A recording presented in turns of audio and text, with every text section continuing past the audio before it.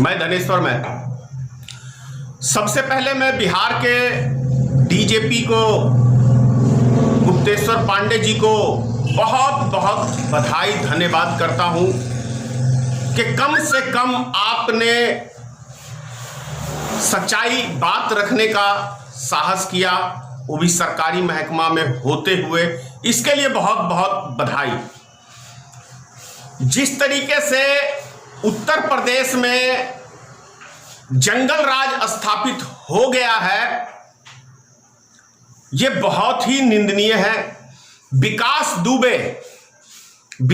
दुबे, आप ये सोचिए, 8 पुलिसकर्मियों की हत्या करने के बाद वो व्यक्ति आसानी से पूरे उत्तर प्रदेश में घूम के और वो मध्य प्रदेश चला जाता है और कहीं उसको कोई टच नहीं करता है। ये मतलब एक कानून व्यवस्था किस तरीके के अंदर उत्तर प्रदेश के अंदर है, इससे आप कल्पना कर सकते हैं कि क्या उत्तर प्रदेश में या हिंदुस्तान में कानून का राज है?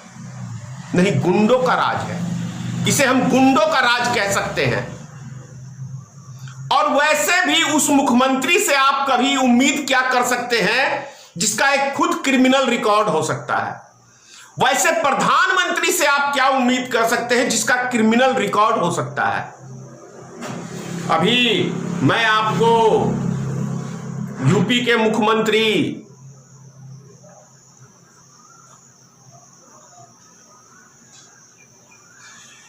किन किन धाराओं पे इन पे केस चल रहा था उत्तर प्रदेश में, लेकिन ऐसे व्यक्ति को मुख्यमंत्री बना दिया गया।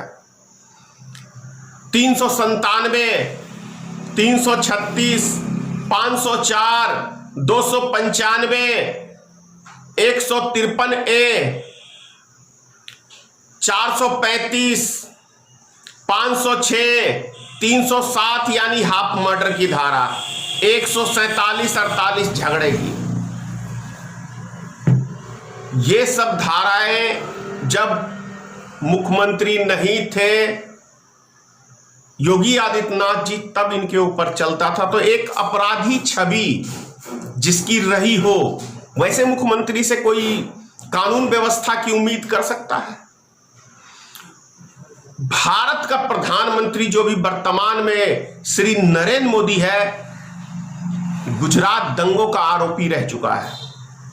उस व्यक्ति से हम देश में अच्छी चीज की उम्मीद कर सकते हैं? एक लड़की की जासूसी कराने का काम गुजरात के मुख्यमंत्री थे नरेंद्र मोदी, तो किया करते थे अमित शाह जी। तो वैसे व्यक्ति के शासन काल में हम क्या अच्छी कानून व्यवस्था की उम्मीद कर सकते हैं? कतई नहीं कर सकते हैं। जैसा आपने देखा है, ना हमारे देश की सीमाएं सुरक्षित हैं, ना हमारे देश के अंदर राज्य की सीमाएं सुरक्षित हैं। तभी तो विकास दुबे आराम से उत्तर प्रदेश से चला गया आपको मध्य प्रदेश के अंदर। यह सोचने का विषय है, कैसे चला गया। कफीर खान डॉक्टर जो है, काफिल, वो एक डॉक्टर पेशे से, आपको याद होगा बिहार में पिछले साल चमकी बुखार में हजारों की संख्या से मौत हुई थी, लेकिन यहां किसी डॉक्टर को जेल नहीं हुआ था। लेकिन उत्तर प्रदेश में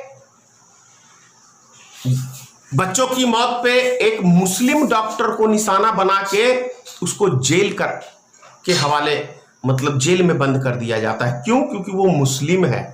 कार्ड कैसे हिंदू मुस्लिम का हम खेलेंगे?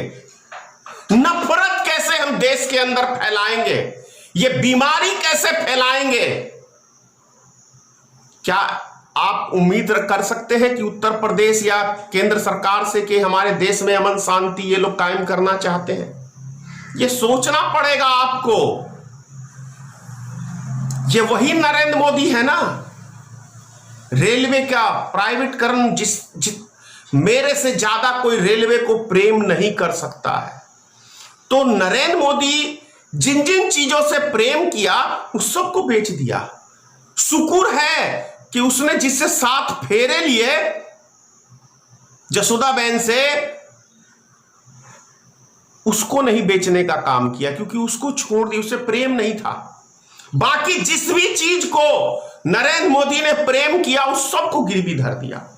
मैं शुक्र है कि कम से कम अपनी मां को प्रेम नहीं किया, प्रेम करता तो उसे भी शायद बेच देता। यह बड़ा आश्चर्यजनक बात है कि नरेंद्र मोदी ने जिससे ज्यादा प्रेम किया उस सबको बेचने का काम किया।